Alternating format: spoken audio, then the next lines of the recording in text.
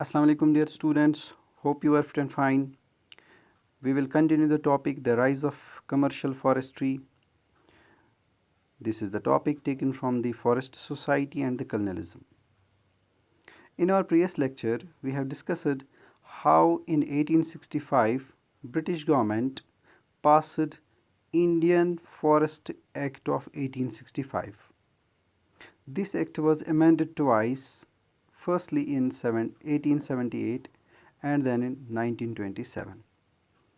This Indian Forest Act divided Indian forests into three categories. Some forests were called as reserved forests, some were called as protected forests, and others were called as village forests. जैसा कि हमने पहले ही पढ़ा, reserve forest सिर्फ British government के लिए थे, उनमें से जो कुछ भी निकलता था वो ब्रिटिश गवर्नमेंट के लिए था। प्रोटेक्टेड फॉरेस्ट्स में इंडिया के लोग जा सकते थे लेकिन परमिशन के साथ। विलेज फॉरेस्ट सबके लिए ओपन थे क्योंकि उनमें कुछ खास नहीं था। तो यहाँ पे इस पिक्चर को आप गौर से देखिए, यहाँ पे आपको देवदार प्लांटेशन नज़र आएगा कांगड़ा वैली में 1933 में। तो जब एक ही तरह के ट्रीज़ या प्लांट्स किसी जगह पे लगाए जाते थे, दिस वाज कॉल्ड प्लांटेशन। सी यहाँ पे आप इसमें ये स्टेटमेंट भी देख सकते हैं। In scientific forestry natural forests which had lots of different types of trees were cut down. In their place, one type of tree was planted in straight rows. This is called a plantation. Forest officials surveyed the forests, estimated the area under different types of trees, and made working plans for forest management. They planned how much of the plantation area to cut every year. The area cut was then to be replanted so that it was ready to be cut again in some years. तो जहाँ forest में different types of के trees लगे हुए होते थे उनको साफ़ किया जाता था। एक ही तरह के ट्रीज़ लगाए जाते थे, इसको प्लांटेशन कहते हैं। तो फिर सर्वे की जाती थी ताकि इनकी मैनेजमेंट देखी जाए, इनको हम देखें कि कितने सालों में तैयार होंगे। फिर हर साल में कितने फॉरेस्ट को काटा जा सकता है, और जब इन फॉरेस्ट एरियाज़ में ट्रीज़ को काटा जाता था फिर नए ट्रीज़ लगाए जाते थे ताकि कुछ सालों में वो फिर से तैयार हो जाएं। ये वो इम्पीरियल फॉरेस्ट स्कूल है देहरादून में जो 1906 में बनाया गया था ताकि जो फॉरेस्ट ऑफिशियल्स हैं उनको ट्रेन किया जाए। इसको आप गौर से देख सकते हैं। These are the people who are collecting mahua. महुआ एक फ्लावर था, एक किस्म का फ्लावर था जो ज़मीन पे गिरता था। इसको उठाकर कभी खाया भी जा सकता था, लेकिन कभी कभार हिंदुस्तान के लोग इससे वो अल्कोहल भी बनाते थे। So it was very important. तो यहाँ इन ट्रीज़ के साथ क्या हुआ ये भी हम देखेंगे। देखिए ड्राइंग टेंड्यू लीव्स जिनको रखा गया है धूप में सूखने के लिए। तो आप देख सकते हैं इनके बंडल्स को कैसे तैयार किया जाता है। तो let us see how were the lives of people affected. Whose lives? The people who were depend on forests. Forest department और विलेजर्स के लिए जो फॉरेस्ट्स थे वो अपने अपने तरीके से अलग अलग इन चीज़ों को देखते थे।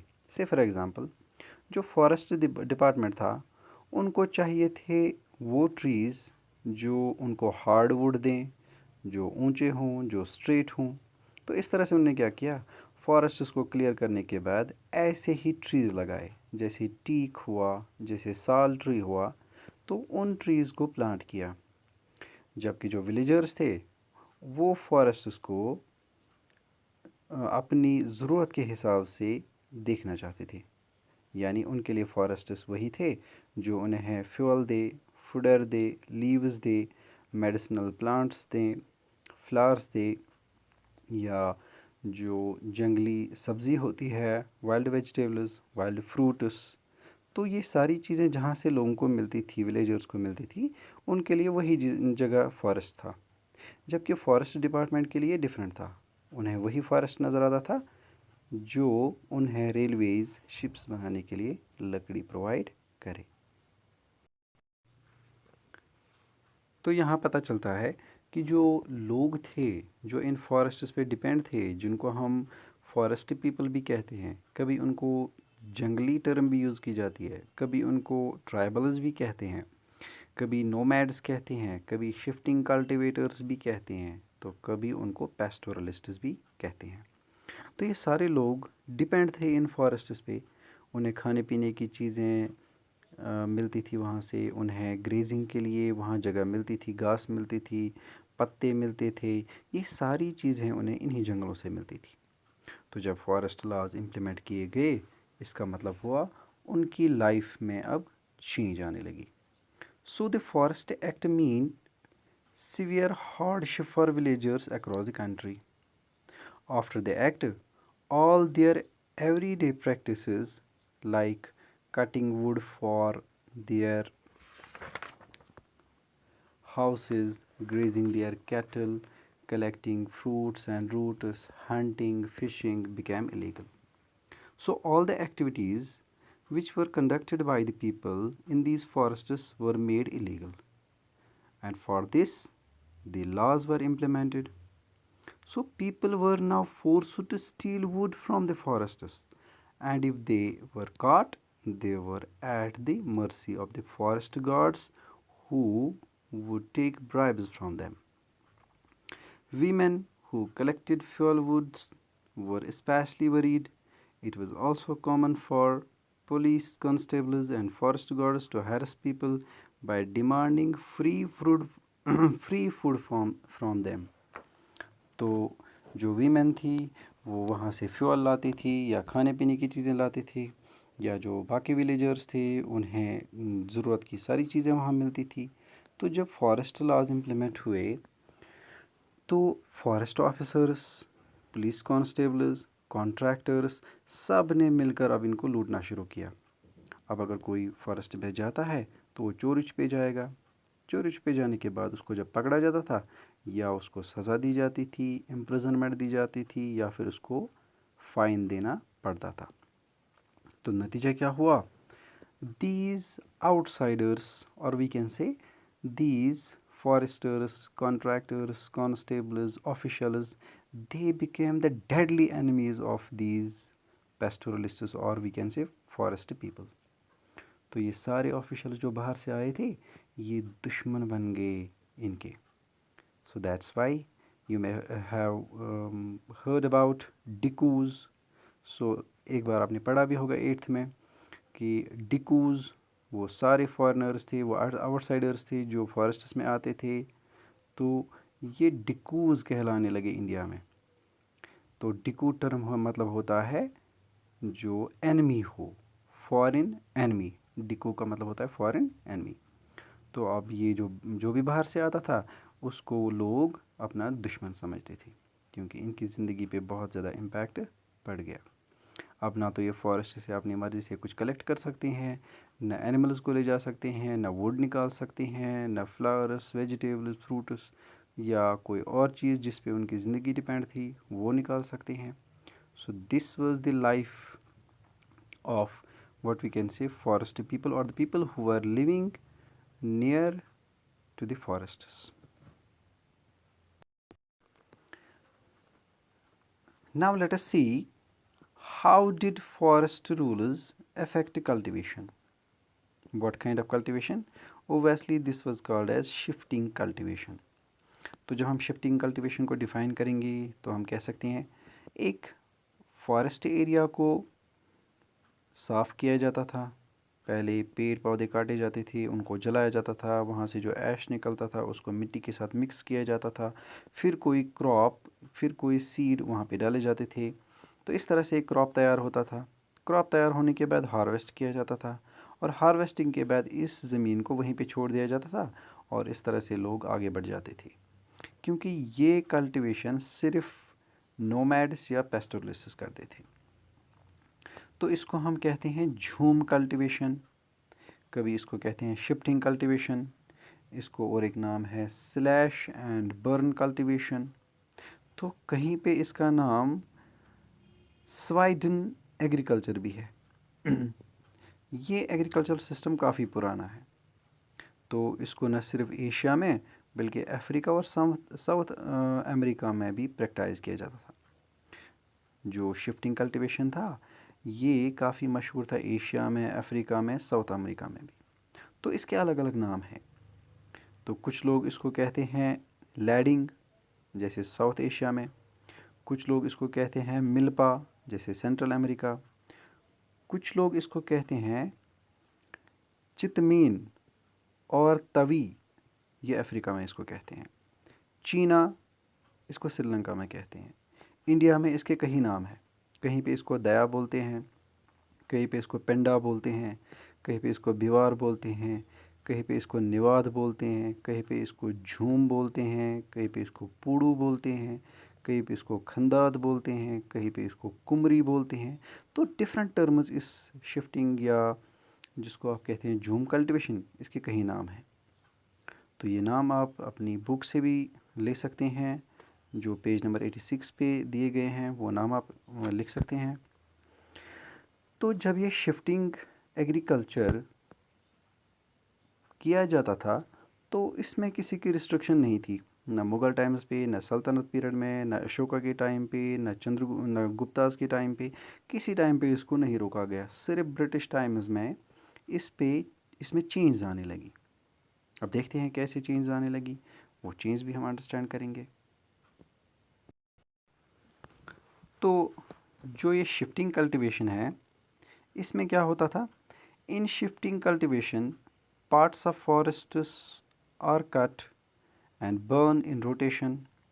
Seeds are sown in the ashes after the first monsoon rains, and the crop is harvested by October or November. Such plots are cultivated for a couple of years and then left to follow for 12 to 18 years for the forest to grow back. A mixture of crops is grown on these plots. In central India and in Africa, it could be maize. In Brazil, manioc, and in other parts of Latin America, maize and beans. यानी shifting cultivation के दौरान बहुत से crops produce किए जाते थे, लेकिन ज़्यादातर ये वही क्रॉप्स होते थे जिनको पानी की बहुत कम ज़रूरत होती है। जैसे वीट हुआ, जैसे मेज़ है, जैसे बीन्स है, जैसे पल्सेस हैं, यही क्रॉप्स इन पे प्रोड्यूस किए जाते थे। और दूसरी बात ये कि जब एक बार कल्टीवेशन हो गई तो 10-12 साल या 18 साल या उससे भी ज़्यादा टाइम के लिए इस ज़मीन को छोड़ दिया जाता था, यानी इस पर कोई कल्टीवेशन नहीं होती थी, ताकि फॉरेस्ट्स फिर से ग्रो हो जाएं, फिर से ये हरा भरा हो जाए, फिर से ये जंगल का पहाड़ बन जाए। तो ये मूवमेंट पे डिपेंड करता था। जहाँ पे भी ये पेस्टोरलिस्ट्स या नोमैड्स जाते थे वहाँ पे इस तरह की कल्टीवेशन करते थे।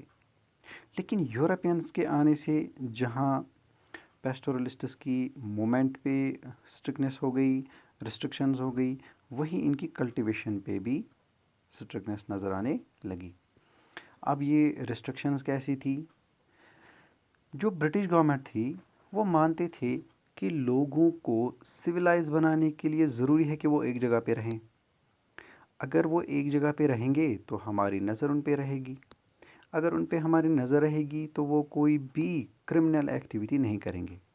तो इसके लिए ज़रूरी है सारे लोग जो जहाँ पे हैं वो वहीं पे सेटल रहे, एक जगह से दूसरी जगह वो घूमते ना रहे। तो यहाँ क्लियर नज़र आ रहा है कि अब जो पेस्टोरलिस्ट्स है जिनका जो लाइफ स्टाइल है वो डिपेंड ही है मूवमेंट्स पे। वो अपने जानवरों के साथ, अपने कैटल स्टॉक के साथ या अपने लाइव स्टॉक के साथ हमेशा घूमते रहते हैं ताकि ग्रेजिंग के लिए उनके जानवर एक जगह से दूसरी जगह जा सकें। तो ये मूवमेंट्स अब स्ट्रिक्ट होने लगी, इन मूवमेंट्स पे अब रिस्ट्रिक्शंस आने लगी। अब ब्रिटिश गवर्नमेंट चाहती है इन ट्राइबल्स को, इन पेस्टोरलिस्ट्स को, इन नोमैड्स को एक जगह पे सेटल किया जाए। अब अगर ये एक जगह पे सेटल किए होंगे तो इन पे नज़र रहेगी, ये कोई क्रिमिनल एक्टिविटी नहीं करेंगे। और दूसरी बात, इनको हम सिविलाइज बनाएंगे। सिविलाइज मतलब ये बिहेव जो इनका जंगलीपन है वो दूर होगा, ये एक अच्छे इंसान की तरह बिहेव करेंगे। जबकि मकसद था किसी तरह से जो पेस्टोरलिस्ट्स है इनके मूवमेंट को रोका जाए।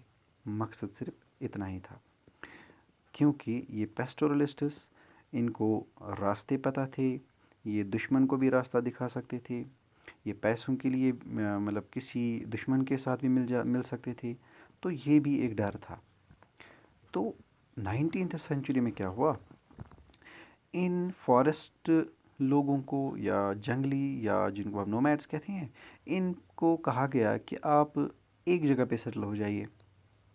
अब जब ये एक जगह पे सेटल होने लगे तो इनको कहा गया अब आप शिफ्टिंग कल्टीवेशन छोड़ दीजिए।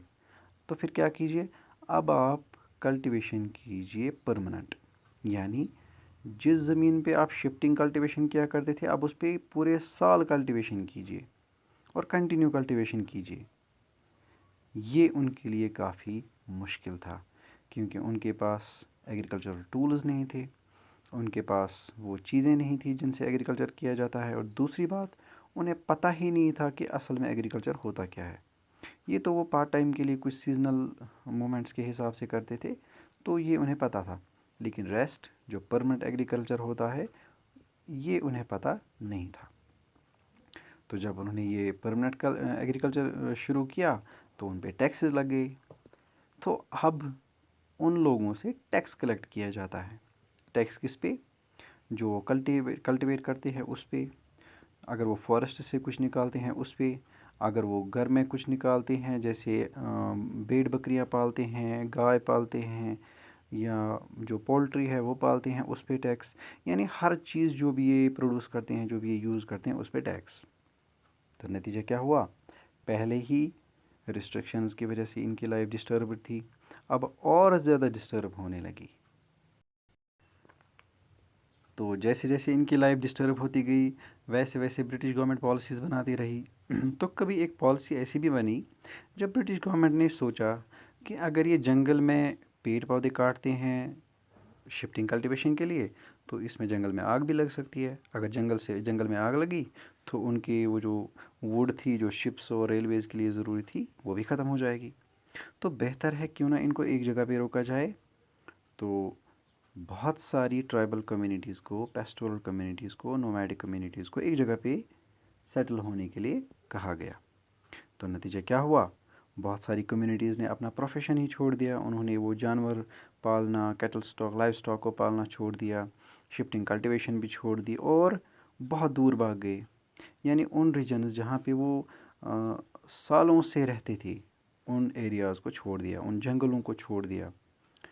तो जैसे ही वो इन एरियाज़ को छोड़ गए वो सिटीज़ में चले गए, लेकिन सिटीज़ में इनको कोई पूछता नहीं था। क्यों, ना उन्हें कोई काम आता था, ना उन्हें एग्रीकल्चर पूरी तरह से आता था। इस वजह से ये लोग क्या बन गए, land less labourers. Yes, these pastoralists who were evicted from the lands, who were evicted from the forests, they became landless laborers. It means they had no lands and became laborers. तो finally जो सबसे ज़्यादा 19th century में मज़दूर हिंदुस्तान में नज़र आने लगे वो यही थे, क्योंकि उन्हें और कोई काम आता नहीं था। तो ये हालत हो गई इन लोगों की। लेकिन बहुत सारे ऐसे भी थे कम्युनिटीज़, ट्राइबल्स, जिन्होंने अपना प्रोफेशन बदल दिया। यानी कुछ लोग वो चमड़े का काम करने लगे, चमड़े मतलब जिसको आप कहते हैं लेदर बनाने का काम। लेकिन सोसाइटी में उनकी जो इज़्ज़त थी वो कम होने लगी, उनका स्टेटस कम होने लगा। सोसाइटी में उनको एडजस्टमेंट नहीं हो पाए, क्योंकि लोग उन्हें अपने पास बैठने नहीं देते थे, ये सोच कर कि ये गंदे काम करते हैं। तो सोसाइटी में भी इम्पैक्ट, इकॉनमी में भी इम्पैक्ट, लाइफस्टाइल में भी इम्पैक्ट, खाने पीने की चीज़ों में भी इम्पैक्ट, क्योंकि पहले ये कुछ और खाते थे अब ये कुछ और खाएंगे। तो ये हालत थी किनकी, यस, पेस्टोरलिस्ट्स की।